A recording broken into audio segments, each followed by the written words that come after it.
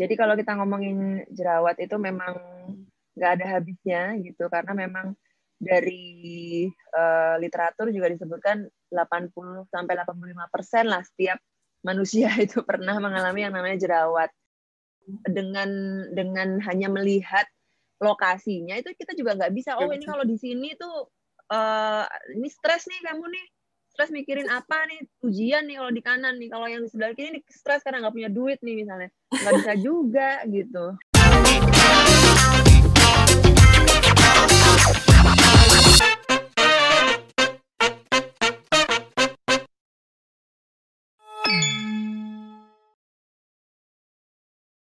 Halo semua, kembali lagi dan selamat datang di Medika, media informasi dan edukasi pada segmen bakteri, bahas penyakit dan materi.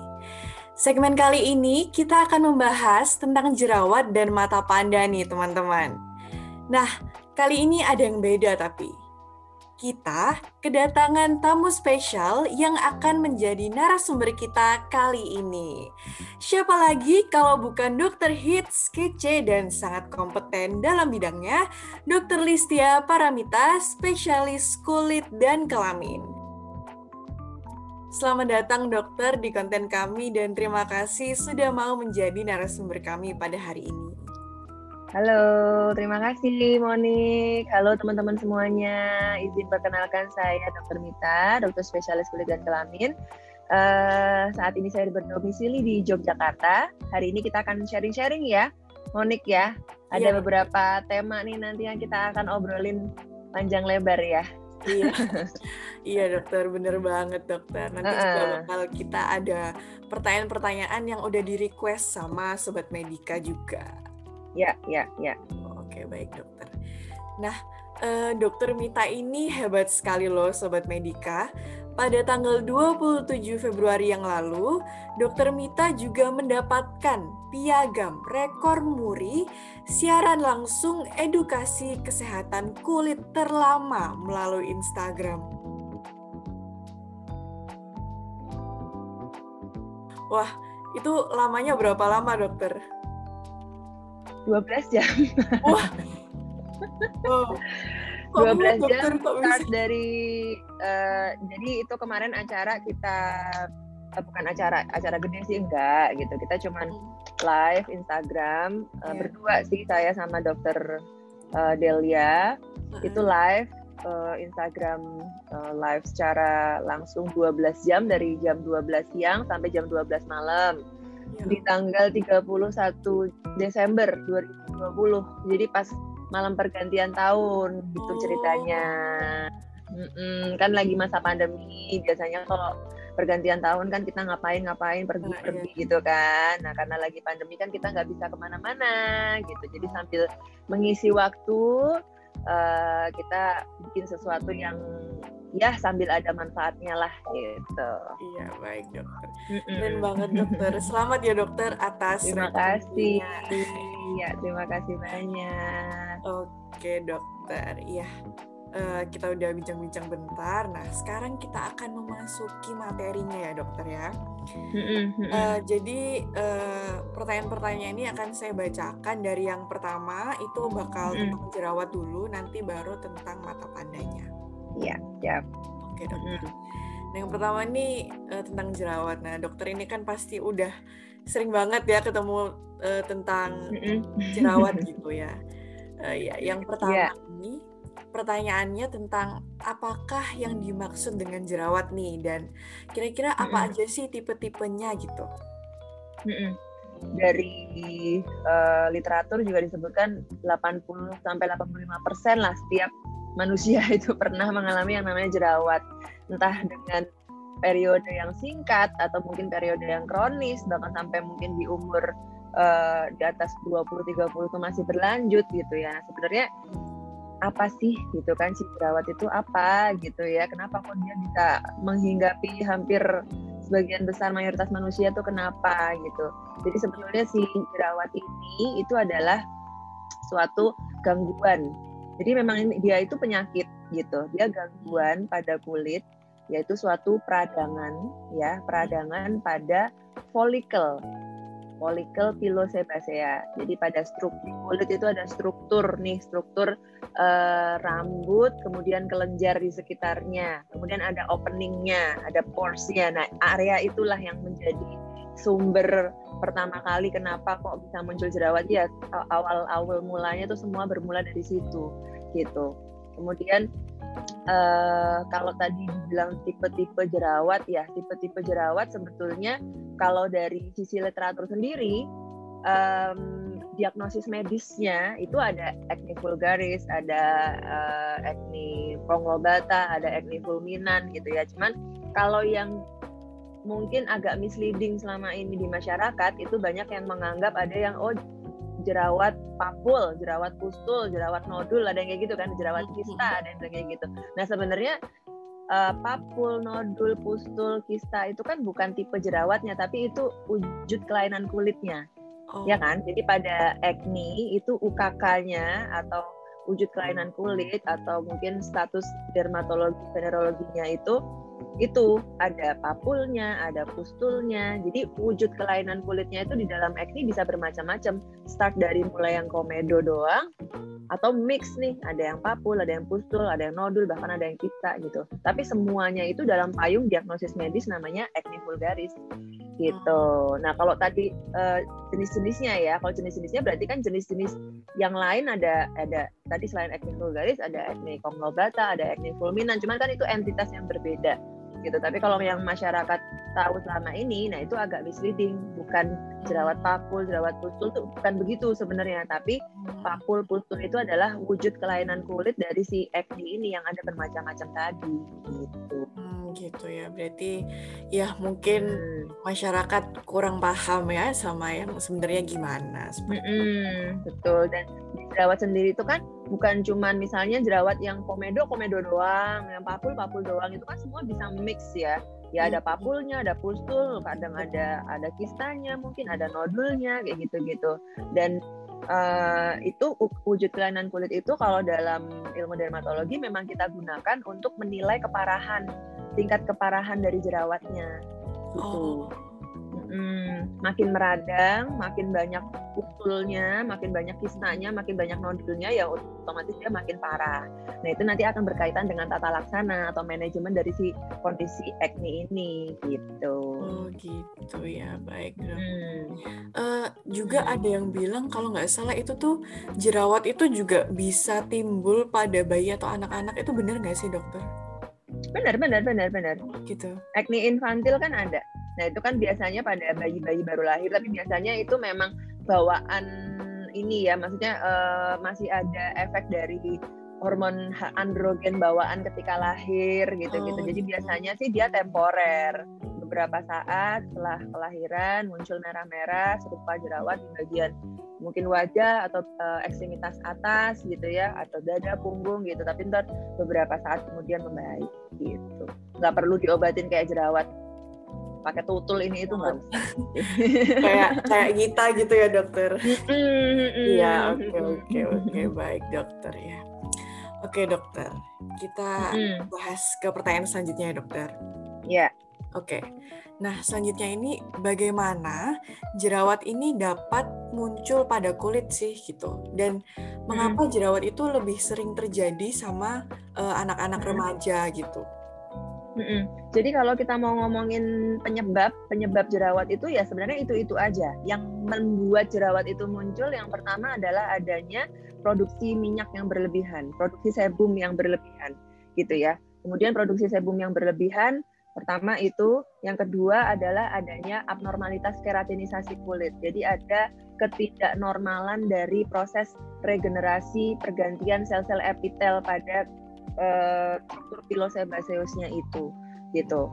Jadi kombinasi dua itu yang akan menimbulkan munculnya sumbatan ya, komedo gitu kan, ada clogging di pores-nya. Nah itu awal mulanya menjadi jerawat yang mungkin akan meradang dan lain sebagainya, itu semua berawal dari adanya komedo. Acne vulgaris tidak mungkin tidak didahului oleh komedo, nggak mungkin, karena patogenesisnya memang begitu. Semua pasti start dari ada komedo dulu, entah itu komedo yang kelihatan atau komedo yang mendem gitu ya, ada blackhead, ada whitehead kayak gitu kan. Nah nanti lama-kelamaan kalau misalnya si komedonya itu tidak teratasi, ada reaksi radang muncul di situ. Makin lama makin merah. Jadi tadinya cuma komedo doang gitu ya, kalau komedo tidak ada radang. Tapi makin lama dia akan bisa menjadi ada radang di situ, penampakannya jadi berubah menjadi warna merah gitu kan. Merah lama atau terlambat nggak tertangani dengan baik gitu, lama kelamaan populasi bakteri C. acnes di sekitar kulit kita itu flora normal ya, tapi ketika ada reaksi yang nggak seperti biasanya, maka jumlahnya populasinya akan semakin banyak. Kolonisasi si acnesnya makin banyak. Nah itu kemudian muncul ada nanah. Lama-kelamaan udah bernanah, pecah dia di dalam kulit, ngantong, jadi ada kistanya, jadi ada nodulnya kayak gitu. Jadi itu semua adalah step-step perjalanan alamiah dari si acne-nya itu. Makin lambat kita menangani, ya makin bisa dia sampai ke yang tahap paling parah, sampai ke yang jadi kista gitu. Jadi kalau ada komedo juga harus cepat ditangani gitu ya dokter ya? Iya, kalau nggak mau jalan terus terus radang dan sebagainya, gitu. Kemudian tadi kenapa seringnya muncul di usia remaja gitu ya? Karena pada usia remaja itu baru mulai kematangan hormon-hormon seksual ya, terutama androgen ya kan. Semua jerawat itu ada kaitannya dengan hormon, utamanya adalah hormon androgen. Entah di laki-laki, entah di perempuan, itu hormon androgen yang pegang andil dalam patogenesis dari si acne vulgaris ini gitu. Oh gitu ya dokter. Jadi harus ditangani dari awal banget biar nggak jadi lebih besar lagi gitu ya. Benar. Makanya goals-nya untuk mengatasi acne itu ya memang sesegera mungkin diatasi supaya tadi pertama tidak nggak terlanjur jalan ke proses radang yang selanjutnya gitu kan. Kemudian yang kedua adalah untuk meminimalisir sequelnya. Sequel tuh bekas-bekas jerawatnya, entah itu warnanya yang berubah merah, jadi kecoklatan, atau mungkin ada perubahan di tekstur kulitnya rusak nih, bopeng misalnya, atau ada keloid, atau ada scar hypertrophy kayak gitu-gitu, atau mungkin ada papular scar kayak gitu. Nah itu kan kalau udah sequel lebih susah ya ngatasinya gitu. Kalau misalnya dokter, kalau jerawat kan kadang kan ada yang di dekatnya dahi, dekatnya rambut gitu ya dokter. Itu tuh ada masyarakat yang bilang kalau misalnya munculnya itu gara-gara rambutnya itu kotor gitu, kenain dahi gitu. Nah itu benar nggak dokter? Bisa benar bisa enggak gitu. Bisa benar bisa enggak. Jadi kalau misalnya kita sebagai dokter gitu ya, kita tuh harus cek dulu benar enggak nih, karena ada faktor-faktor tadi. Kita harus nanya dulu sama dia keramasnya seberapa sering gitu. Atau jangan-jangan 2 minggu sekali keramasnya misalnya ya. Atau mungkin ada ketidakcocokan dengan produk-produk hair care tertentu gitu, misalnya pakai pomade atau mungkin pakai minyak rambut atau mungkin pakai spray atau apa gitu kan, harus dicari ya, kausanya itu harus dicari kayak gitu. Jadi nggak bisa pasti gitu, nggak bisa misalnya di hairline tuh pasti karena rambut, nggak bisa juga gitu. Kita harus lihat dulu ada underlyingnya nggak, atau jangan-jangan ya cuma jerawat biasa tapi pas aja kebetulan nempelnya di situ atau hinggapnya di situ gitu, atau mungkin ya memang simply tadi emang mau muncul aja di situ, nggak terkait dengan mungkin ada pemakaian shampoo yang gonta-ganti, pemakaian hair care yang mungkin nggak cocok kayak gitu. Belum tentu sih sebenarnya. Belum tentu ya. Oke, baik dokter. Nah, oke dok, pertanyaan selanjutnya ini, mengapa tidak disarankan untuk megang atau nyentuh jerawat gitu dok? Ya memang tidak disarankan untuk memanipulasi si jerawat, terutama kalau jerawatnya sedang aktif. Karena yang pertama ya kita megang-megang, kita nggak tahu nih tangan kotor atau bersih gitu kan. Ya kalau bersih, kalau kotor malah jadi masukin bakteri entah apa-apa kan ke dalam kulit yang lagi meradang kayak gitu. Kemudian yang kedua, selain jangan menyentuh-nyentuh, itu juga jangan memanipulasi dengan ekstrim gitu, kayak cungkil, ditusuk, apalagi ya dipencet kayak gitu, dipencetin kayak gitu. Itu justru akan memperburuk reaksi radang yang terjadi gitu. Kayak facial kayak gitu itu nggak boleh pada jerawat yang aktif ya. Pada jerawat yang aktif merah-merah, benana itu jangan facial. gitu. Yang boleh facial itu hanya yang komedo, yang boleh diekstraksi ya maksudnya. Yang boleh diekstraksi itu hanya yang tipenya yang tidak meradang. Tadi kan patofisiologinya kan tadi kita ngomong ya, ada patogenesisnya, semua tuh bermula dari ada yang komedo, nanti jadi radang, ini. Nah yang boleh ekstraksi atau dikeluarin isinya itu yang tidak meradang. Jadi yang blackhead, whitehead udah titik. Kalau merah-merah lagi meradang, stop, jangan facial gitu. Biasanya akan justru makin meradang gitu. Karena ya kan tadi memanipulasi akan tambah memperburuk reaksi peradangan yang terjadi. Gitu. Apalagi kalau anak SMA kan kadang kan suka mencetin gitu, baru ngeluarin. Iya. Siap-siap bolong-bolong nanti loh kalau misalnya merah-merah terus dipenceti, ya memang keluar misalnya kayak nanahnya pada keluar, darahnya ngojor gitu ya. Ya tapi siap-siap nanti rusak kolagennya. Karena kan itu kayak dihancurin paksa jadinya. Gitu. Iya benar juga sih. Oke. Nah, oke, ini sangat berkaitan sama pertanyaan selanjutnya nih dokter. Nah, untuk pertanyaan selanjutnya ini tuh tentang make up-nya dokter. Nah, kalau misalnya kita nih ya, terutama cewek-cewek mungkin ya, dan mungkin influencer-influencer gitu yang sering menggunakan make up gitu. Nah, kira-kira make up ini tuh bisa menimbulkan kayak jerawat yang banyak gitu nggak dokter? Make up itu pemicu ya, pencetus, bukan penyebab. Beda ya, penyebab kan tadi tuh. Penyebab tuh cuma 4 hal tadi, ada sebum berlebihan, hiperkeratinisasi, reaksi radang, kolonisasi, itu penyebab. Tapi kalau triggernya, pemicunya, ya bisa salah satunya dari make up. Tapi bukan berarti make up menjadi satu-satunya ya. Karena kalau misalnya emang kulitnya tidak bermasalah dengan jerawat, mau dia make up 7 lapis foundation juga nggak kenapa-kenapa gitu. Tapi sebaliknya, ketika kulit kita itu memang gampang jerawatan gitu ya, nggak diapa-apain aja jerawatnya muncul, kemudian kita bermake up berat setiap hari, maka itu memperburuk jerawatnya. Gitu ya. Jadi harus bijak make upnya pas kapan nih ya, mungkin pas acara penting aja, bukan yang setiap hari on daily basis kayak gitu. Oh gitu ya dokter. Nah, kalau menghapus make up-nya itu terus nggak bersih kayak gitu, itu kan bisa menimbulkan jerawat gitu nggak sih dokter? Bisa.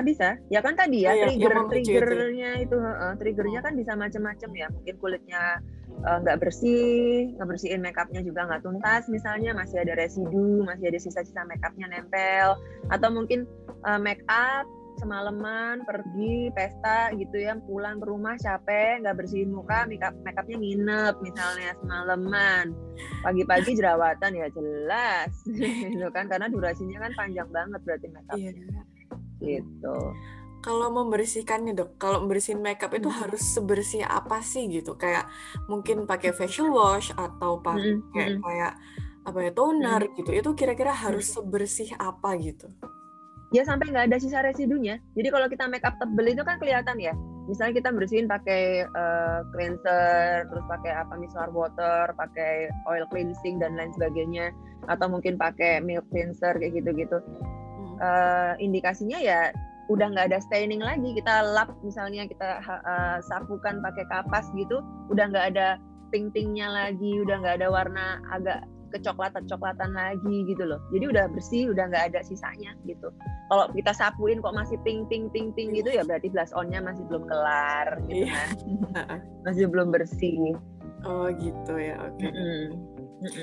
Iya, oke, baik dokter. Nah, untuk selanjutnya, ini bagaimana cara mengatasi jerawat dan mengatasi bekasnya, dokter? Nah, untuk mengatasi jerawat itu tadi ya kita udah singgung sedikit di depan bahwa mengatasi jerawat itu memang harus disesuaikan dengan derajat keparahan jerawatnya. Jadi secara umum jerawat itu kita bedakan ada yang ringan, sedang, berat, atau mungkin sangat ringan, sedang, berat, sangat berat lah, gampangnya kayak gitu. Nah itu pengobatannya beda-beda. Untuk acne yang ringan atau sangat ringan mungkin oke lah pakai produk OTC masih bisa diatasi gitu ya. Tapi kalau sudah masuk ke derajat sedang, berat atau sangat berat, yang mana penampakan dari jerawatnya itu benar-benar meradang, merah, bernanah, itu udah nggak mempan lagi pakai produk OTC. Butuh obat yang lebih kuat, obat yang lebih tepat sasaran. Nah itu by prescription ya. harus dengan resep dokter gitu. Maka periksa gitu, periksa ke dokter untuk diobatin yang sesuai gitu. Nah, rata-rata kan sekarang ini cuman aku pakai ini bolak-balik gonta-ganti tapi nggak membaik ya. Iya, karena ternyata jerawatnya derajat sedang berat, dia mau pakai toner, serum berapa lapisnya nggak kuat, nggak bisa, memang butuh obat gitu. Itu salah satunya yang perlu dipahami, kapan sih kita harus pergi ke dokter gitu, ya kan? Jangan gonta-ganti sampai bertahun-tahun sampai mukanya malah pada rusak semua, ya kan? Bolak-balik radang itu kan juga merusak kolagen, bopengnya udah di mana-mana, baru dia ke dokter ya telat gitu kan? Ya telat jatuhnya karena udah ada sequelnya gitu. Iya, sama juga dengan tadi, gimana cara mengatasi bekasnya, bekas yang mana dulu gitu, harus diidentifikasi dulu kan, bekas yang warna kemerahan, kecoklatan, atau bekas yang tekstur tadi, perubahan tekstur kulit, ada yang bopeng, ada scar hipertrofinya, mungkin ada keloidnya gitu, itu kan beda ya, pengobatan atau mungkin mengatasinya kan berbeda gitu, jadi harus tahu dulu mana gitu, yang mau diberesin yang apa gitu. Jadi penanganannya tergantung separah apa dan tipenya yang kayak gimana, seperti itu ya. Oke, baik. Betul. Ya, oke. Nah, selanjutnya ini mengapa saat menstruasi itu sering muncul jerawat? Ya, jadi pada saat menstruasi mungkin kalau teman-teman udah belajar blok reproduksi udah ya. Jadi fase luteal kayak gitu. Mungkin kalau yang anak-anak FK atau anak-anak kesehatan udah paham nih, gitu kan, ada fase-fase di mana terjadi perubahan hormon kan. Pada siklus bulanan perempuan itu kan memang ada fase-fasenya gitu. Nah, fase menjelang menstruasi itu memang ada perubahan hormon, peningkatan hormon progesteron gitu, peningkatan hormon progesteron. Nah, peningkatan hormon progesteron ini akan meningkatkan produksi kelenjar minyak, otomatis sebumnya meningkat gitu kan. Nah, karena sebumnya meningkat lebih banyak dari biasanya gitu, maka resiko terjadinya jerawat juga lebih gede.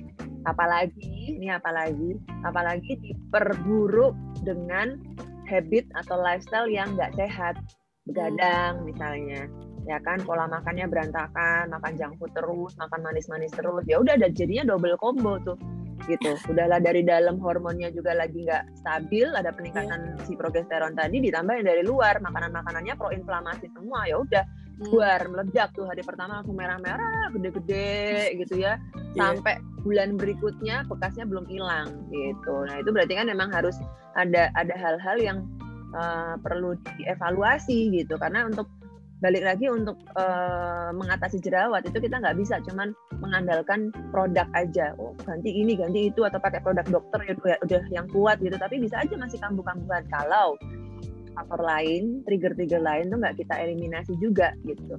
Lifestyle-nya nggak sehat itu berpengaruh banget sama jerawatnya.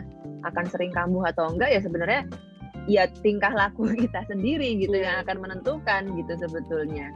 Gitu sih. Iya, jadi tergantung habit juga ya dokter ya. Benar. Berpengaruh banget. Oke.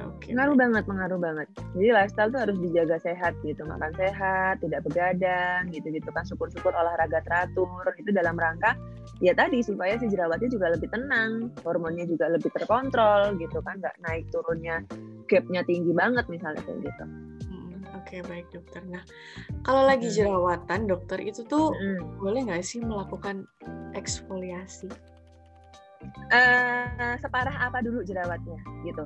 Mungkin kalau misalnya yang ringan atau yang dominan komedo gitu kan tadi komedo sumbatan ya, bolehlah kita eksfoliasi. Tapi kalau dominan radang, bernanah, merah-merah, justru nggak boleh eksfoliasi. Makin memperburuk radangnya.